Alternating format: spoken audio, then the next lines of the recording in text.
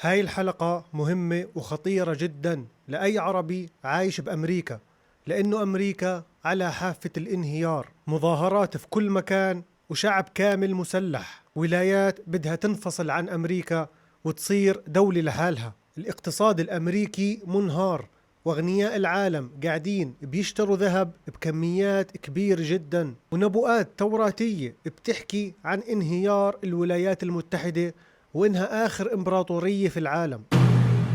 كل هذا معناه إشي واحد اللي جاي مرعب على أمريكا وأوروبا والعالم كله. كملوا هاي الحلقة للآخر عشان تفهموا الصورة كاملة، إذا أنت عربي وعايش بأمريكا عشان تعرف تتصرف، أو إذا إلك حدا عايش بأمريكا ابعت له هذا الفيديو. وتنويه لموقع يوتيوب، هذا فيديو تعليمي ليس أكثر، والكلام اللي راح أحكيه بهذا الفيديو راح يكون من الإحصائيات الرسمية والنبوءات التوراتية، يعني مش كلامي. وقبل ما نبدأ كالعادة لا تنسوا اللايك للفيديو واشتركوا في القناة واكتبوا لي رأيكم وأسئلتكم في التعليقات، خلينا نتناقش ونستفاد من بعض. تحذير للعرب في أمريكا: انهيار الاقتصاد وحرب أهلية. يلا نبدأ. بهاي الحلقة راح أركز على نقطتين.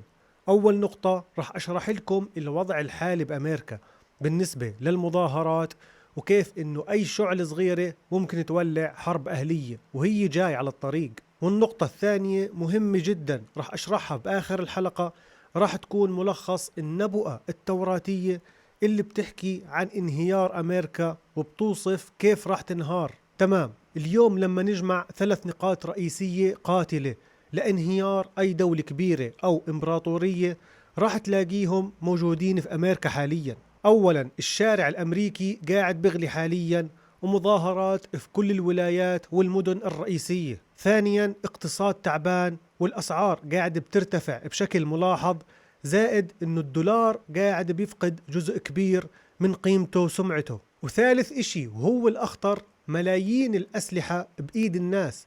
الأسلحة بأمريكا يا أخوان أكثر من عدد الشعب نفسه. ولما نجمع هذول الثلاث الصورة بصير إلها معنى مختلف تماما. الاحتجاجات العادية ممكن إنها تضل تحت السيطرة بأي دولة، لكن احتجاجات بدولة الشعب تبعها مسلح بهاي الطريقة، هون الوضع بيكون غير. أي مشادة بسيطة، أي خلاف بين مجموعة ومجموعة، وانتوا عارفين أمريكا كلها عبارة عن أحزاب، أو إذا شرطي اتدخل بموقف غلط، هنا راح تصير مواجهة مسلحة بدقائق أو يمكن ثواني. وهذا اللي خلى الخبراء يحذروا من متلازمة الانفجار السريع في أمريكا. البلد مشحون والغضب موجود والسلاح جاهز وأكثر من عدد الشعب.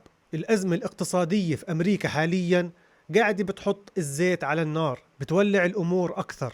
لما الناس تفقد وظيفتها، لما الأسعار ترتفع، ولما العملة تبدأ تفقد قيمتها، هون الشعب ببطل عنده ثقة في الحكومة. وهون ببدأ ظهور الجماعات المسلحة اللي بتصير تحكي إحنا اللي رح نحمي منطقتنا.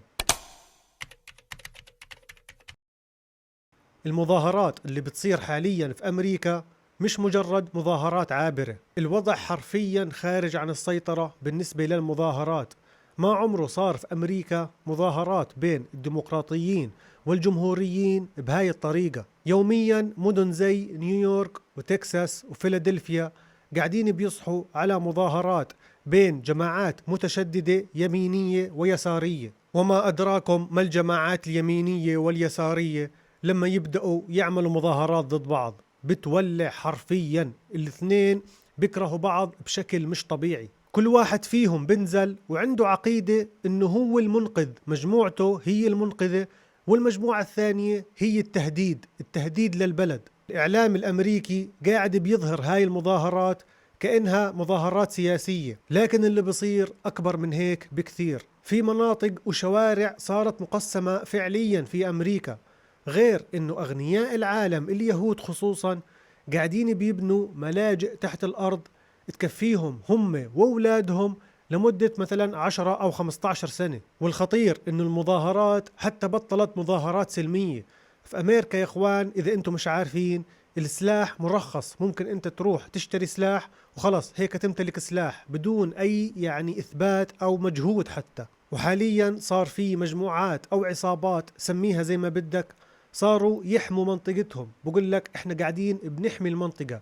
طبعا كلهم مسلحين، واي حدا من منطقة ثانية بدخل على هاي المنطقة او حتى الشرطة نفسها ما بتقدر تسيطر. وكمان في بعض الولايات المشهد صار زي كأنه بداية الفوضى، الطرق مسكرة واشتباكات بين المتظاهرين والشرطة حتى بالأسلحة. أنا بحكي لكم يا إخوان، المظاهرات أوكي، أمريكا من زمان فيها مظاهرات، لكن مظاهرات تمتد لهاي المرحلة أو هاي الفترة الطويلة ما عمره صار. ولا تنسوا جماعة آيس للي مش عارف، هاي جماعة ترامب عملها عشان يمسكوا الناس اللي دخلت على أمريكا بشكل غير قانوني، يمسكوهم ويرحلوهم. فالناس اللي بنمسكوا كل واحد له عيلة، له أصحاب، كل واحد عيلته وأصحابه مسلحين، صاروا يطلعوا ويعملوا مظاهرات لما أخوها أو ابنها أو جوزها ينمسك.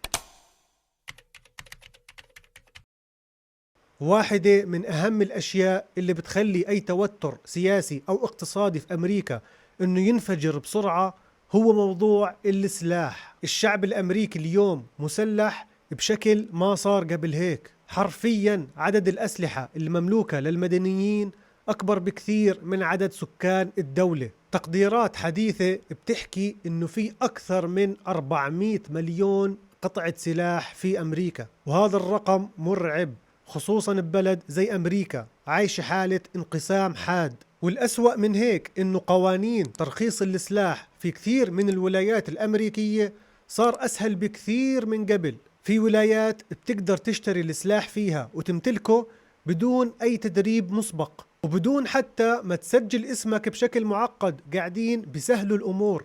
يا إخوان، بتحسوا إنه في حدا قاصد إنه يولع أو يسلح الشعب عشان الأمور تولع كلها بلحظة واحدة. وشو نتيجة هذا الإشي كله؟ موجة جرائم خطيرة جدا، وعمليات إطلاق نار يوميا، وارتفاع كبير بحالات القتل، زائد إنه في جماعات مسلحة صارت تسمي حالها حماة الوطن. الهجوم المسلح في أمريكا بطل خبر مفاجئ، صار جزء من الأخبار اليومية. المدارس، المولات، الحفلات، الشوارع. العرب اللي عايشين في أمريكا، انتم مش خايفين على أولادكم من العصابات والهجوم المسلح اللي قاعد بصير على المدارس؟ خلوها ببالكم، انهيار اقتصاد أو انهيار الدولار يعني فقر وجهل ومخدرات وأسلحة مع كل الشعب يجتمعوا بمكان واحد.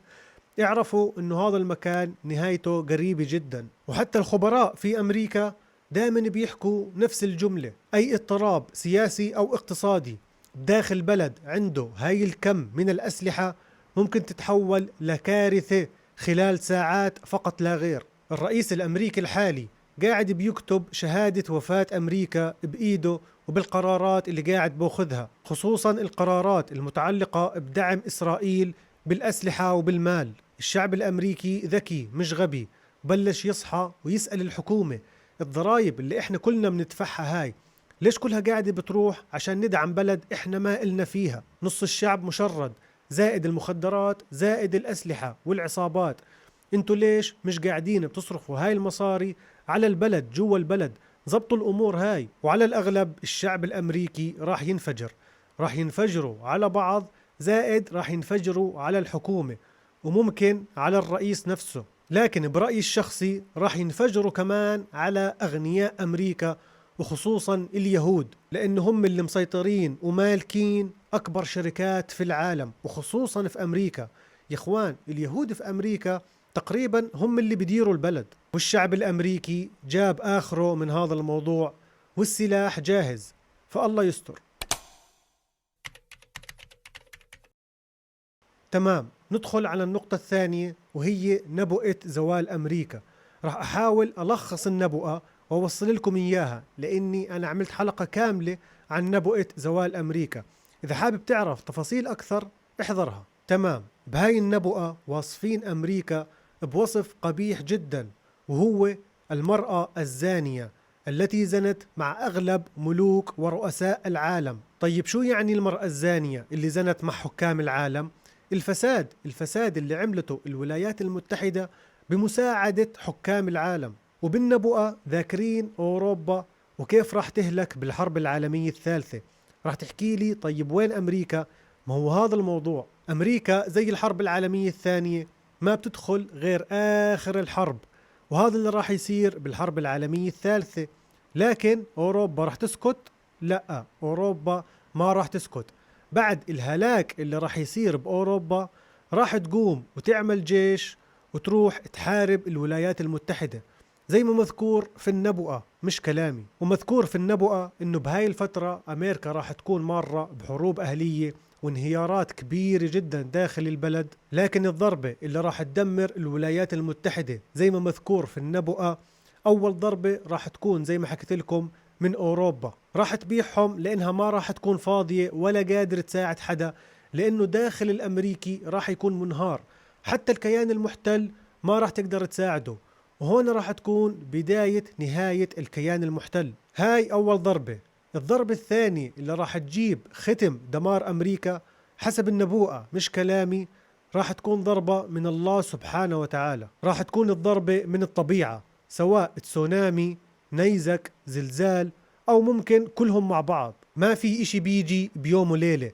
اللي بصير حاليا بأمريكا يا إخوان، والتحركات اللي بتصير والمظاهرات، وكل الأغنياء قاعدين بيشتروا ذهب بكميات كبيرة جدا، هذا إشي ما صار قبل هيك. معناه إنه راح يصير إشي بعد هيك. أول ناس بيعرفوا إذا في كارثة جاي ولا لا هم الناس الأغنياء، وأنا وإنتو عارفين ليش. إن شاء الله هذا الفيديو يكون تحذير للعرب اللي عايشين في أمريكا واستفدتوا منه، وعلى الأقل تبدأوا تفكروا بأنكم ترجعوا لبلادكم. ولا تنسوا الدعاء ومساعدة أهلنا في غزة والسودان. اللهم ارفع عنهم البلاء، قولوا آمين. وإذا استفدتوا من هذا الفيديو لا تنسوا لايك للفيديو واشتركوا في القناة، واكتبوا لي رأيكم وأسئلتكم في التعليقات. خلينا نتناقش ونستفاد من بعض باحترام. وللفيديو الجاي إن شاء الله، والله تعالى أعلى وأعلم، والسلام عليكم.